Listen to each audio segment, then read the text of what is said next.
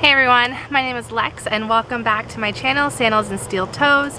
Today I'm going to show you how to harvest sweet potatoes. If you have never grown sweet potatoes before, happy to have you here, show you the process. It's really easy, but there's a few things that you do need to take into account when you're getting ready to harvest your sweet potatoes. So in 2020, I grew the Georgia Jet variety of sweet potatoes. I had a really big space dedicated to it and got a great harvest. This year, I grew my sweet potatoes on a much smaller scale. I actually wasn't even planning on doing sweet potatoes and kind of put them in as an afterthought and a little bit later than normal. In a northern climate like where I live in Ohio, which is zone 6A in northeast Ohio, sweet potatoes need about 130 days to grow. And so if my math is correct, which according to Google it should be, that would have put me 130 days ago, would have been June 3rd, and I know that I planted my sweet potatoes around that time frame. So today I'm just gonna dig up what I have. Now I don't have a very big space like I said, but I do have my chickens here in my garden. I have allowed them in, opened the gates to the promised land, if you will, and I just want to make sure that I harvest the sweet potatoes before they end up finding them. A couple things that you're going to want to have when doing this: a shovel. I also have a smaller hand shovel. With sweet potatoes, you have to be very careful. They can break really easily in the ground, and I have far too many times been digging up my sweet potatoes and broken an end, and then there's, you know, half a tiny piece stuck in the ground, and you know, I have my long sweet potatoes. So, and just be very gentle. So I have my bigger shovel for like the initial loosening up of the soil, and then I'm going to use this and just my hands really to dig up the rest. So I have this nice decorative area of my garden where I have ornamental sweet potato vines, which is this dark purple here and that lime green color. Those aren't necessarily for eating. The sweet potato vines that run along the fence here though, those are the Georgia Jet variety. And you can see they make really lovely flowers. Now I have these planted here, like I said, along my fence line. So they're about 2 feet out and they run 18 feet down the fence here. So not a huge area, but hopefully we can get some good potatoes out of here. My chickens have been scratching through here and starting to dig up the soil. They're starting to unearth some of these sweet potatoes that are in the ground, so I really need to get them out before my chickens dig them up and break them and eat them. Potatoes are really lovely and so ornamental. If you have space in your garden, even just to have something really pretty, the sweet potato vine is a really just lovely plant. And they do come in just more ornamental kinds. You can find them at local garden centers. If you want a sweet potato for eating, all kinds out there. These are the Georgia Jet, but there's also some that come more blue in color, your regular orange. So definitely want to encourage to grow the sweet potatoes if you're able to.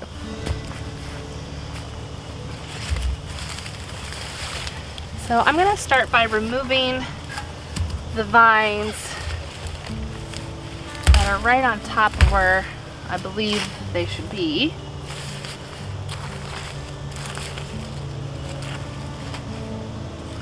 And I'm just gonna gently start digging.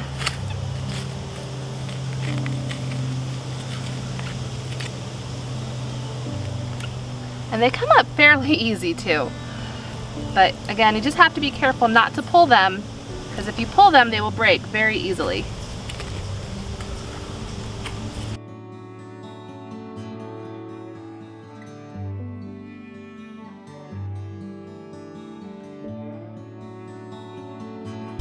So you're gonna find the most concentrated amount of sweet potatoes right near the main stem. So what I like to do is find where my plant really has the main stem coming up out of the ground and start digging around that, because this is where you're going to find all of your sweet potatoes. Now they can root along the vines that go outwards, but again, you're going to find the most and largest sweet potatoes right here near the base of the plant. So what I've done here is really gently just dug around each potato, and have to be very careful. The outer skin is so delicate. You can see where I've already scratched it, and I'm not even working at it very hard. I'm just really gently digging around with my hand shovel and my fingers, and they're really easy to scratch and puncture, but that's okay. That doesn't mean they're gonna be bad. What we're gonna do when we're done is cure them, and I'll talk more about that later. These sweet potatoes here are partially dug, and you can see just following the root here that it goes back up to that main stem. And these are not out of the ground completely yet. They're still in there. And so what people might have a tendency to do, and I've done this lots of times, is just pull it at this point. And when I pull it, whatever is still down underground here is gonna break off. They're that delicate and that sensitive. So you really have to take a lot of care to dig your sweet potatoes out very well. Get underneath of them and be sure you're underneath them. Sometimes they're longer and more oblong shaped than you might think. And really just make sure. I'm just feeling under here to make sure. Okay, good. All right, and so here it is. I've disconnected it from the root that was holding it down in the ground. And here's this really nice sweet potato. And at this point, I can break it from the root up there, and now we're good.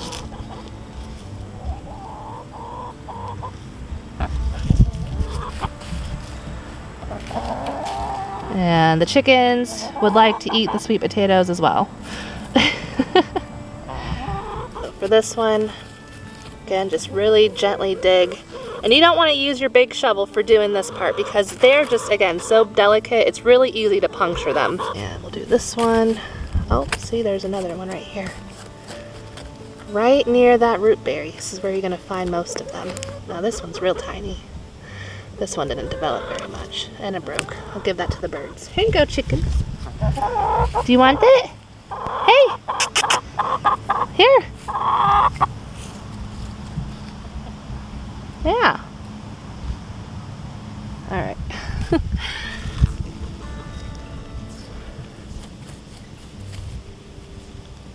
So this one's in here pretty tough. The soil's starting to get harder down as I go further.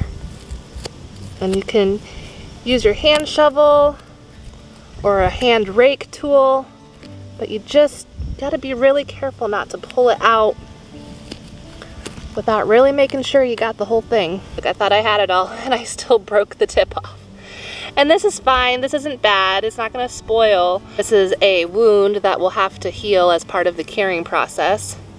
But they're just so easy to break and snap out of the ground. This tiny little piece here is what snapped off. So I'm going to continue to dig around the root base here, and then once I get this general area done, at that point is when I'm going to take my larger shovel and start to gently dig in this larger space just to see if there's any other potatoes that might have started to grow from the vines that have went outwardly.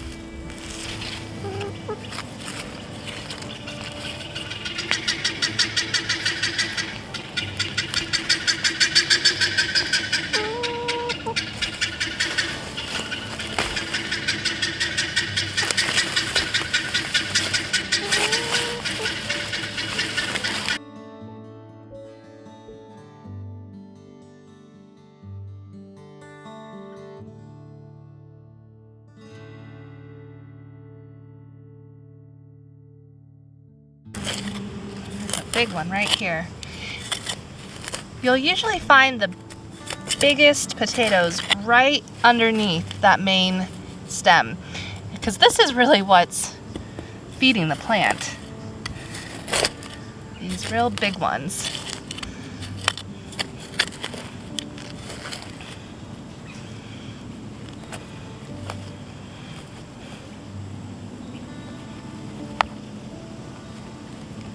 Wow, that one is pretty.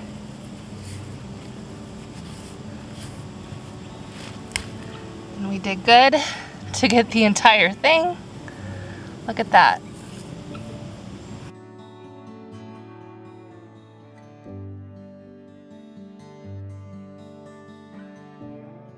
So I'm just gonna keep digging around the area just to see if there's any others that may have rooted down the line. Oh, see, I found one right here.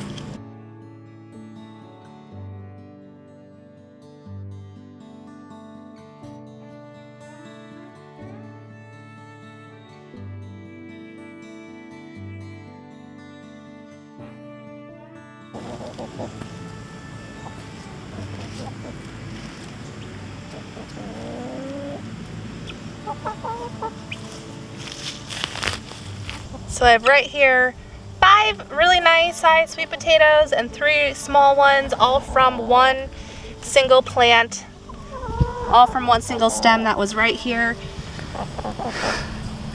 I have my posse here hanging out, waiting for handouts, and I'm just gonna keep working down the line here to dig up the rest of them and hopefully keep my chickens out of it. I can't even step away fast enough to put my potatoes in a basket before the chickens are coming already in behind me to scratch through all of this fresh soil that I just dug up for them. Yeah? You're giving me no time to work. Fresh pickings right here.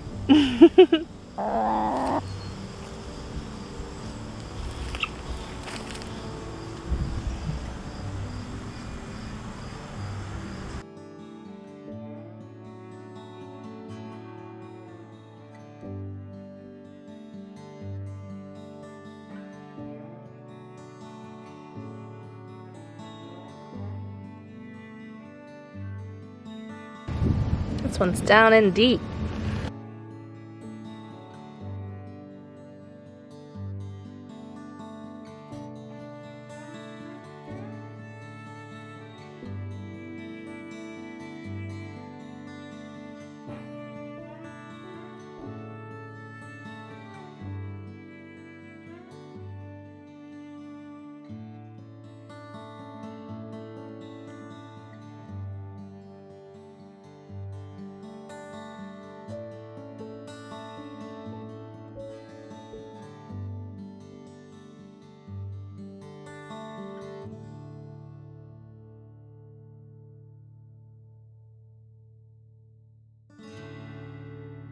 Can you see this gorgeous root system that's on this one plant here?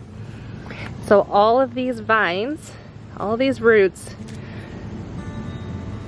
will connect to a sweet potato. Look at all that. This one produced a lot more than the first plant. 13 potatoes here. This is definitely the biggest one. There's some little ones in here too that, you know, if I left these go longer, they would get bigger. But you also sacrifice when they start to get too big. They get what's called being woody, and they can start to split down the side. Thought I saw one here. Okay. Like this. You can see where it's starting to split down the side. Now last year, I had my potatoes in the ground too long, and a lot of them were blemished like this that were splitting. They had been getting eaten by voles. They just weren't as nice as I had hoped they were. I mean, they still tasted good and they stored well, but I'm actually preferring the size of these. These seem a lot more manageable for my family when we're cooking meals. Just a couple small ones at a time. So I'm actually really happy with the size of these. And so is Mac.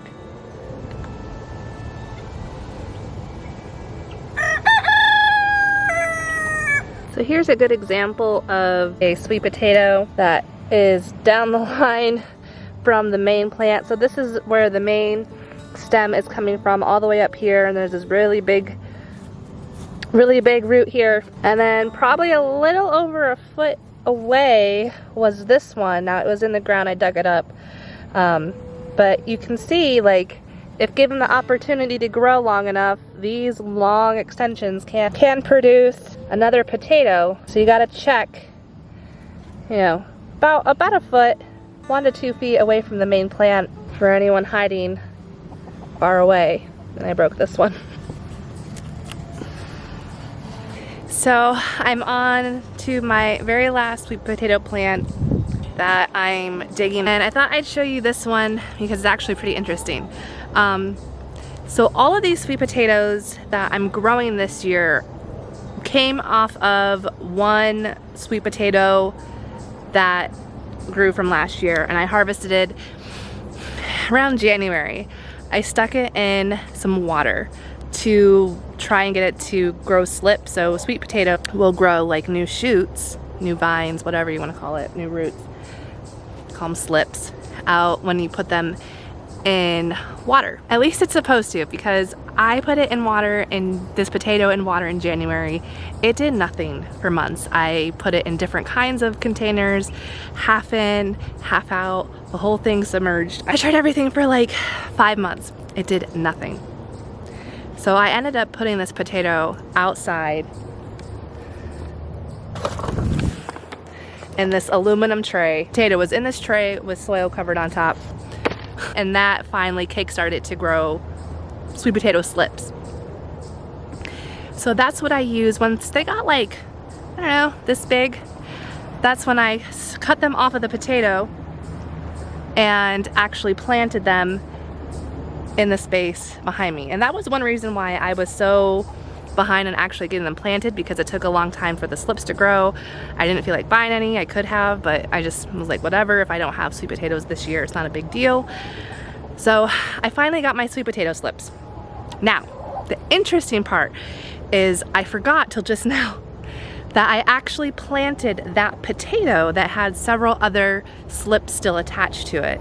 And that is what I'm gonna show you. I'm gonna show you what that sweet potato looks like from last year that I stuck in the ground in my garden and it grew new vines off of. It's actually pretty impressive. Okay, so here it is. This is the sweet potato, which took a long time to grow any slips in my house. I stuck it in some soil in a pan, grew my slips off of it, and then what was left on there I just put in the ground over here. Isn't this wild? Now, this was a very large potato anyways. I mean, I had some pretty big sweet potatoes last year, which is why I chose this one to grow my slips off of. But look at this stem coming out of it. That is quite a thick stem. I mean, this is a slip that I just let keep growing off the potato, and look how big it is. And that's this whole part up here that's kind of been climbing up the fence. Now there's some other vines coming off of here, and then the roots come down. We can see roots coming down here. So I am very curious to see if any actual baby sweet potatoes grew from this. Because if that's the case, then, you know, you could just theoretically plant a whole sweet potato in the ground and then get more from it, just like a regular potato. So I'm gonna start digging here, and I'm already seeing a new potato. Now this one is squishy. It's definitely rotting, this potato, which is fine because that's our host. But look at that. We've got a new potato right under this old one here. This is from 2020. This is from 2021. I'm gonna have to get my shovel. This one's in here pretty deep. So that's pretty cool. This is my 2020 potato. I just put that in the ground to let it grow. And this is my 2021 sweet potato from that. So, this little baby. Hi. And I'm gonna see how many more are underneath this one.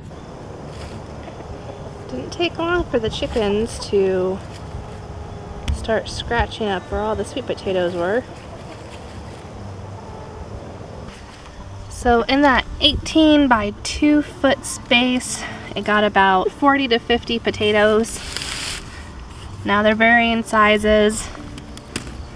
I think this is probably the biggest one I got, which is a really big size, but like I said, once they get to be about this size, then they're starting to split and have these deformities. A lot of them are more along this size, which I actually prefer this size much more.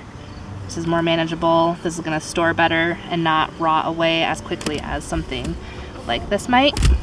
Our sweet potatoes have been dug up. We have to let them cure. And what it means to cure a sweet potato. So if you were to cut this sweet potato up right now, fresh out of the garden, it's not gonna taste sweet like you are probably thinking a sweet potato should taste. It's gonna be pretty bland, not much flavor, and you're not going to enjoy it and be like, why did I grow sweet potatoes? In order to get that really nice sweet taste of a sweet potato, curing them is gonna let that happen. So you're gonna wanna lay these out on a surface, a shelf, a floor, somewhere flat in a single layer for about 2 weeks, and it needs to be about 75 to 80 degrees in the best ideal conditions. A little bit of humidity is also nice for that, but I know not everyone has a situation where they can get a 75 to 80 degree space to cure your sweet potatoes, especially if you live in the north like I do. It is getting cool outside, especially at night. So I will put these in my house, and I will probably find some area of the house, a corner, a closet, under my bed, I don't know, and leave these for 2 weeks to finish curing. I'm not gonna rinse them off. As they dry, I'll brush the dirt off, but you don't want any moisture getting into these. And also by curing, it's gonna heal any spots on your potato that may have gotten nicked or cut while you were harvesting them. Like this one here has several scratches. The curing process is gonna cover those up like a scab. And that way they will store for much longer. Some of the sweet potatoes that I grew last year, we were eating them well into January and February of 2021, so they can last a long time if cured and stored properly. So I hope this video was informational and interesting. If you are considering growing sweet potatoes, now you know how to harvest them. And if you would like to see the beginning of the sweet potato process, I do have a video from 2020 that I will link down below of planting potatoes and some other sweet potato related videos. Growing sweet potatoes is a really great addition to your garden. Even if you don't like them, they provide so much beautiful ornamental character into your garden, really nice ground cover, and they make the prettiest purple flowers. Growing sweet potatoes is a great experiment also for kids and really fun for just any home gardener. Please remember to subscribe to my channel for notifications of new videos when they are posted, and like this video. Leave a comment down below if you are growing sweet potatoes in your garden and if you have any certain varieties that you like the best. Do something you love today, and thanks for watching. Bye!